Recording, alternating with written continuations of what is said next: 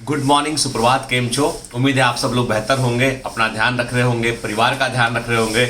और अच्छी बात यह है कि मुझे मालूम चला है कि वैक्सीन जो है ऑलमोस्ट जो है लगना शुरू हो चुकी है। मतलब एमपी के कई स्टेट जहां पर मैं लोगों को जानता हूं, मध्य प्रदेश में सागर हुआ, भोपाल हुआ, यहाँ पर विद इन ए वीक जो है वैक्सीनेशन प्रोग्राम शुरू होने वाला है। हालांकि पहले राउंड में जो वैक्सीन लगेगा वो पुलिस को लगेगा, डॉक्टर्स को लगेगा, एल्डरली पीपल्स को, जो नीडी लोग हैं उनको लगेगा। ठीक है, नीडी लोग का मतलब है जिनको कोई डायलिसिस का प्रॉब्लम है, जिनको कैंसर का ट्रीटमेंट चल रहा है, इस तरह के जो पेशेंट हैं उन पेशेंट्स को जो गंभीर बीमार हैं, क्रोनिक डिजीज से पीड़ित हैं, उनको वैक्सीन जो है पहले राउंड में लगेगा। फिर मुझे लगता है कि 2 या 3 वीक के बाद में जो वैक्सीन का मास प्रोडक्शन चल रहा है तो वो आम पब्लिक के लिए भी अवेलेबल हो जाएगा। वैक्सीन को लेकर बहुत सारे ऐसे कन्फ्यूजन्स हैं कि लोगों के दिमाग में, लोगों को पढ़ने न्यूज़ मिल रहा है कि वैक्सीन लगने पर ऐसा हो गया, फला की डेथ हो गई तो उसके साथ ऐसा हो गया। तो एक्चुअली कोई भी दवा का जो है वो लाखों, 10 लाख, 15 लाख, 20 लाख लोगों में दवा लगती है तो एक आध व्यक्ति में कई बार एडवर्स रिएक्शन हो जाता है, और वो एडवर्स रिएक्शन किसी भी दवा के साथ पॉसिबल है, किसी भी दवा के साथ पॉसिबल है। कोई भी वैक्सीन आप लगाते हैं तो उसका एनाफाइलैक्सिस होने का चांसेस होता है, उसमें वो बहुत कम होता है।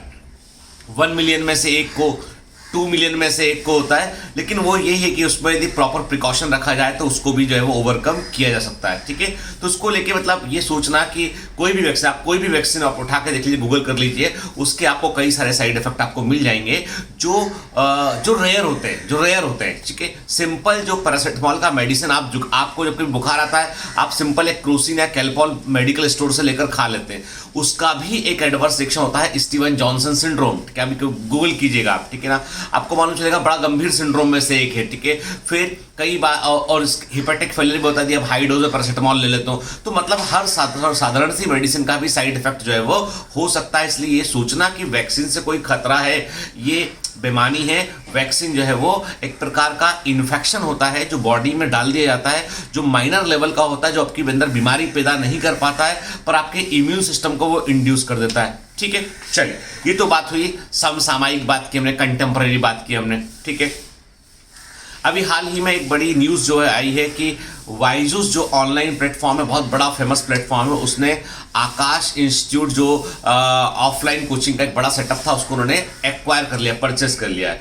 दरअसल हो ये रहा है कि एजुकेशन सेक्टर में जो है अब धीमे धीमे आने वाले समय में स्कूल्स, कोचिंग जो है वो बिल्कुल मोनोपोलिस्टिक व्यवस्था की ओर बढ़ जाएंगे। मतलब ये है कि एक ही ऑर्गेनाइजेशन का जो है वर्चस्व सभी जगह पर रहेगा, और उससे ये होगा कि शुरू में तो कस्टमर एक्विजिशन पर वो काम करेंगे, बाद में फिर ये होगा कि दे हैव टू डिक्टेट, वो अपने अकॉर्डिंग काम करेंगे। तो मुझे लगता है कि ये जिस तरह के तरीके से कॉर्पोरेट वर्ल्ड कोचिंग सेक्टर में, एजुकेशन में एक्टिव हुआ है, ये बहुत अच्छा नहीं है लॉन्ग टर्म के लिए। हायर यूनिवर्सिटीज़ की बात होती है, समझ में बात आती है यहाँ पर थोड़ा सा जो है वो मुझे ऐसा लगता है कि जिस देश में बहुत बड़ी जनसंख्या गरीबी रेखा के नीचे रहती है, जहाँ पर लोगों को बेसिक एजुकेशन मुहैया ना हो, वहाँ पर जो है वो बड़े बड़े कारपोरेट जाइंट्स जो है एजुकेशन में एंट्री करेंगे, तो जाहिर सी बात है कि वो अपने कॉम्पिटिशन में जितनी भी चीज़ें हैं छोटी मोटी जो चल रही हैं, जो लोगों तक पहुँच रही है, उनको वो बंद करने की कोशिश करेंगे। खैर, सरकार जाने, उनका काम जाने, लेकिन ये कि हमें सबको जो है वो, मैंने पहले भी आपसे कहा है बेटा, क्या होता है कि लाइफ में सबसे इम्पॉर्टेंट चीज़ होती है कि हम पूरी ऑनेस्टी के साथ कोई काम करें।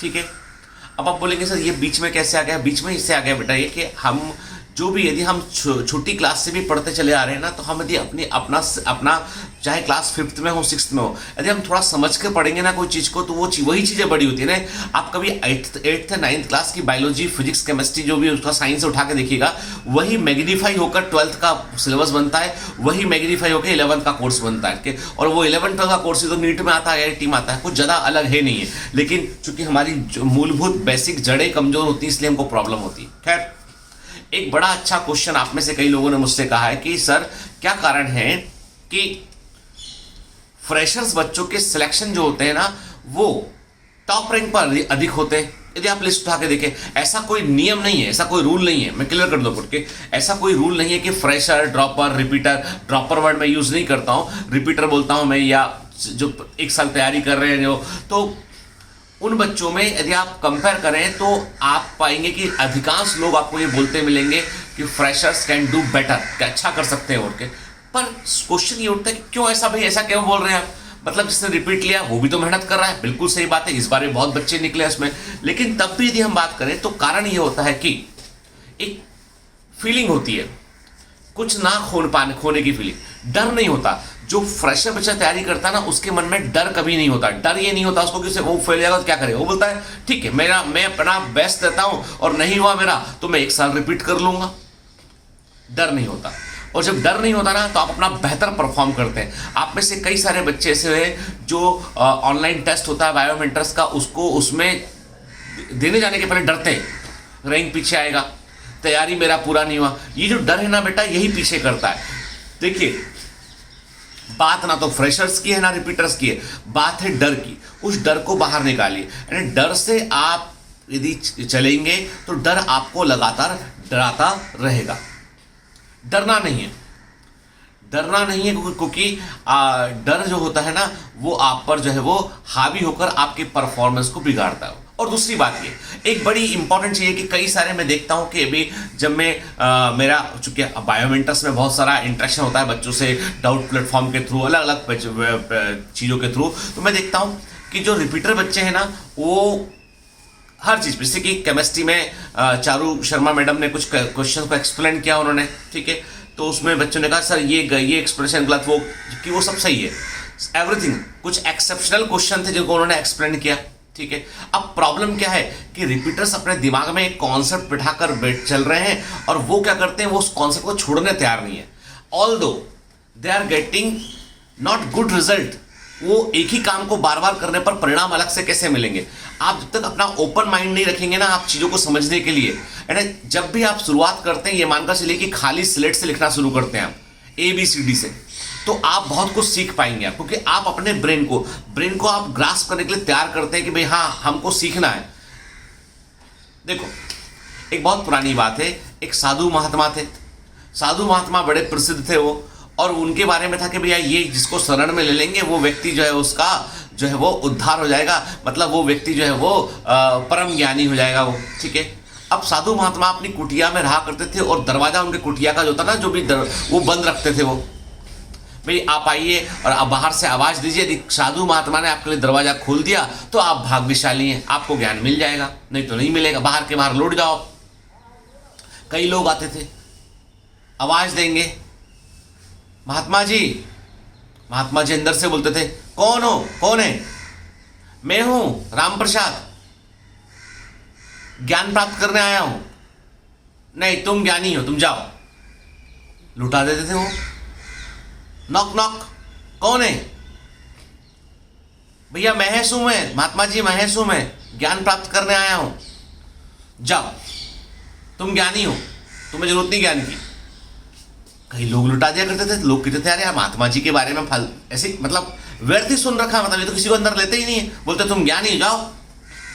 एक दिन एक आदमी आके नॉक करता है, आवाज देता है महात्मा जी कौन हो, यही तो पता करने आया हूं कि मैं कौन हूं, मुझे नहीं मालूम, आप बताएंगे मुझे, अंदर आ जाओ। समझ में आई बात क्या है? बात यह है कि आप जब भी किसी गुरु के संपर्क में होते हैं, टीचर के संपर्क में होते हैं, पढ़ने जाते हैं, तो अपने दिमाग के वॉइसेस को बाहर निकाल दीजिए कि मैंने ये पढ़ा था, मैंने तो फला XYZ कोचिंग में ऐसा पढ़ के आया था, मैं ABC में ये पढ़ के आया था। अरे तुम पढ़कर आए थे, नहीं निकले ना, तब तो तुमको दोबारा पढ़ना पड़ रहा है। समझो बात को, है ना? तो उस कॉन्सेप्ट को अब आपको मोरलिटी की बात करें, जो है वो नॉर्मलिटी की बात करें, ठीक है ना, आपको फॉर्मूला याद है, अच्छी बात है, एक बार सुन लेने में बुराई थोड़ी ना है। आप जब तक आप जो है अपने आप को डाउन, देखिए बेटा मैं आपको क्लियर कर दूं, 2 टंकियां यदि बराबर के लेवल पे लगी होंगी ना तो वाटर का फ्लो नहीं होगा। कब होगा? जब ऊपर वाली टंकी से नीचे वाली टंकी, वाटर टैंक जो है वो काफी नीचे हो, तो तेजी से वाटर नीचे आएगा। ज्ञान का भी ऐसे है, ज्ञान का प्रचार और प्रसार उन लोगों में अधिक होता है जो लोग उसे रिसेप्ट लेने के लिए तैयार रहते हैं, जिनको मालूम है कि हम भूखे हैं, हमें ज्ञान चाहिए, हमें नहीं मालूम कुछ, हमको सीखना है बस। तो वो जो भूख होती है ना, वो ज्ञान को आपके अंदर ज़्यादा समाई थी। क्या कारण है कि कालिदास जी ने बड़े महान ग्रंथ लिख के चले गए, जबकि कालिदास जी को कहा जाता है कि वो एकदम गंवार थे, उन्हें कोई ज्ञान नहीं था। बहुत कहानियां उनके बारे में, लेकिन मेरा मानना ये है कि कालिदास जी जो है भले ही पढ़े लिखे ना हो, ठीक है, लेकिन उनके साथ क्या था, उनकी ज्ञान की प्यास बड़ी थी। प्यास बड़ी रखिए अपना, सोचिए तो बड़ा सोचिए। चलो आज एक छोटी कहानी और सुनाता हूं सोचने के ऊपर। आज सुनते हैं एक आध कहानी और के।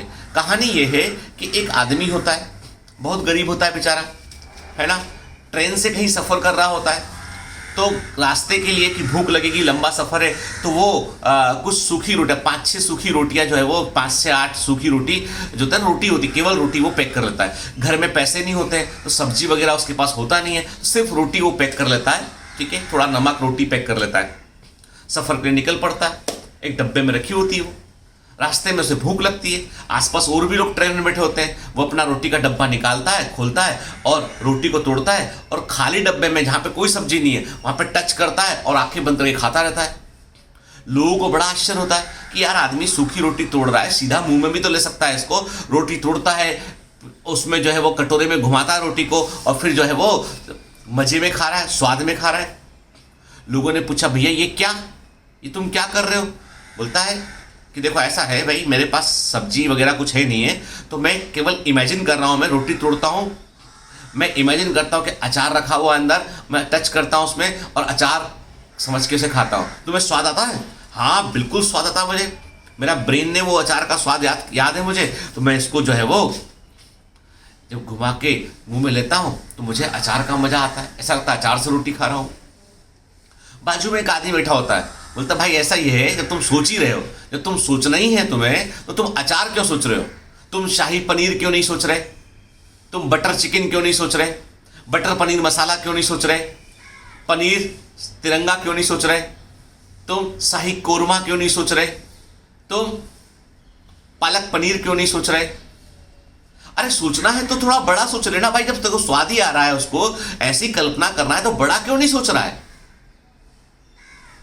लड़की को सोचे बताती यार देखो अपने को सोच तो बड़ी करनी पड़ेगी, अपनी सोच तो अपने को बड़ी करनी पड़ेगी ना, तो सोचने में जब सोचना ही है तो बड़ा क्यों ना सोचें? सोचना ही है तो हम ये क्यों सोचें कि नीट में मुझे सिर्फ सिलेक्ट होना है? अरे सोचिए ना कि नीट में टॉप करना है, सोचिए ना कि एम्स दिल्ली के अंदर आप पढ़ रहे हैं, एम्स दिल्ली के फर्स्ट के एग्जाम में टॉप किया, गोल्ड मेडल मिल रहा है फिजियोलॉजी का, आपको एनाटॉमी का गोल्ड मेडल आपको मिल रहा है, बायोकेमिस्ट्री का गोल्ड मेडल आपको मिल रहा है, सोचिए तो बड़ा क्यों नहीं सोच सकते? वहां किसने लिमिट लगाया? सोचने पर लिमिट किसने लगाया? किसने नहीं लगाया।